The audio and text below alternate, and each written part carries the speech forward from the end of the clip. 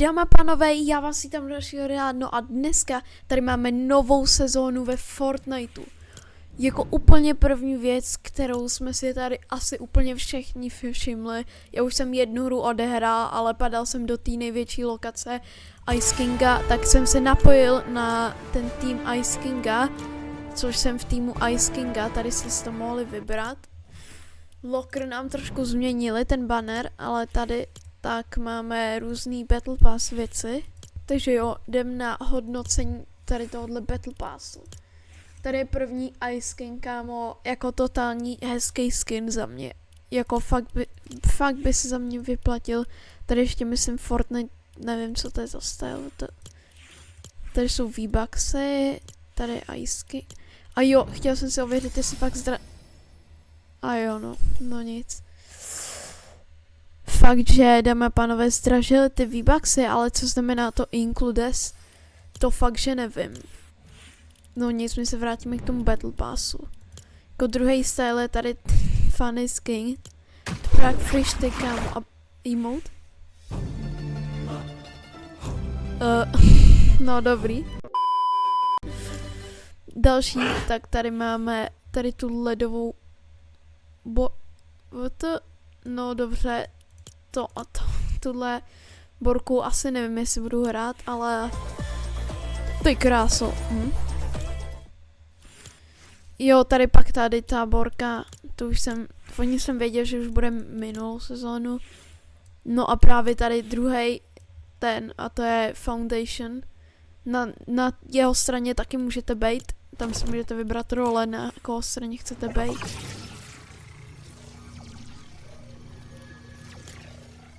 Pak co to...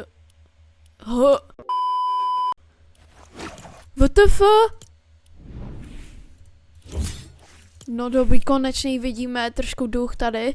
Udělal nějaký paranormální síly. Ale jak vidíme, tady je další skin, takovýhle. No nic.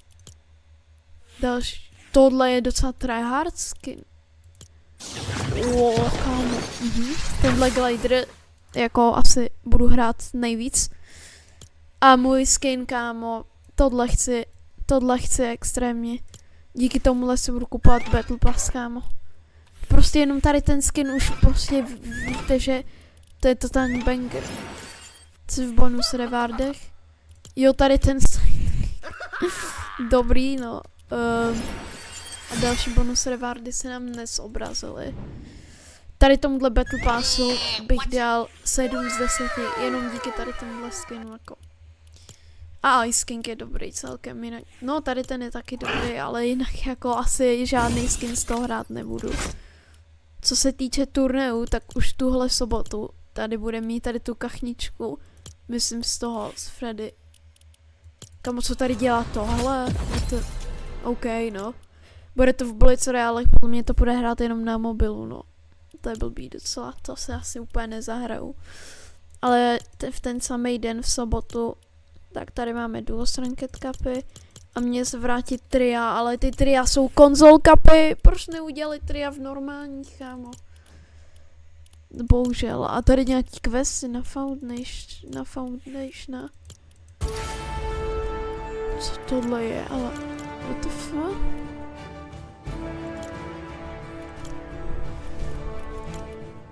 No nic, dámy a pánové, jdem se podívat do první tady té Battle Royale hry. Tak dámy a pánové, nevím kam bych si mohl spadnout, ale zajímá mě tady ta lokace celkem. A dívejte na to je úplně docela krása jako. A ten Battle Pass, on se nějak naklání, WTF? Co to je? No nic, ale jako OK. To je hezký, kámo, docela, když se takhle porozlídnete po té mapě. A kde je ještě ta nová lokace? Tady půjdeme. Jo, to je tady to, no.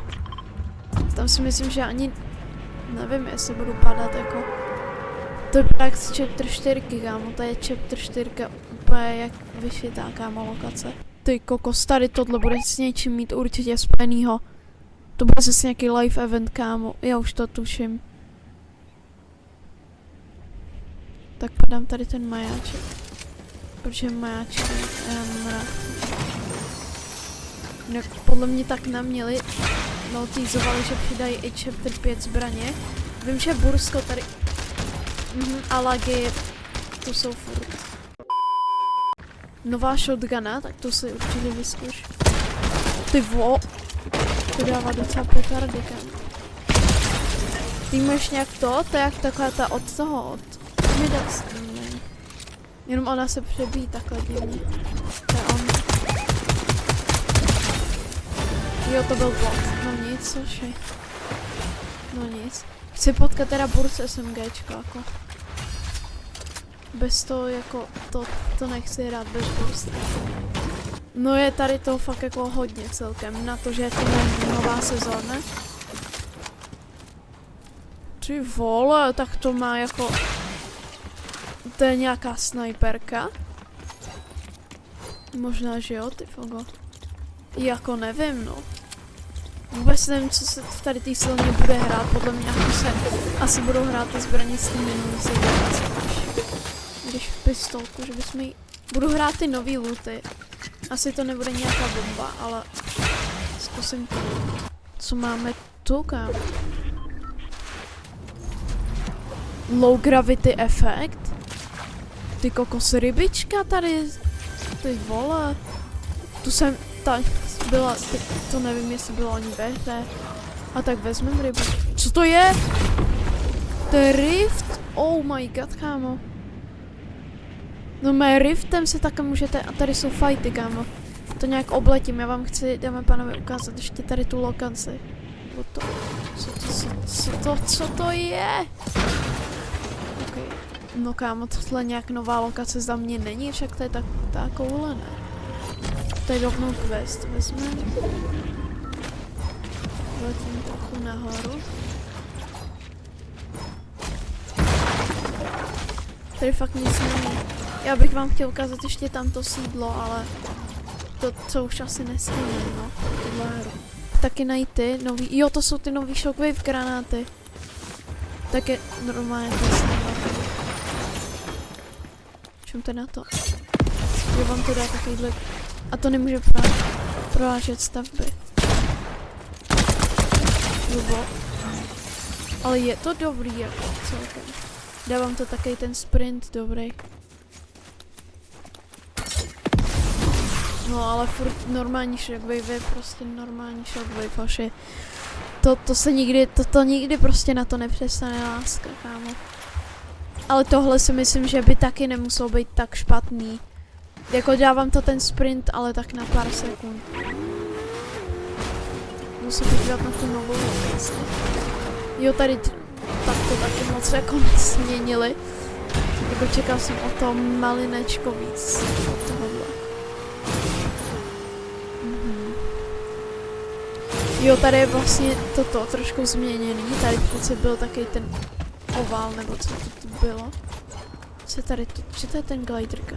Jo, to je ta zipline, to vám chci strašně ukázat. Protože ono to má dostřel jako hodně daleko.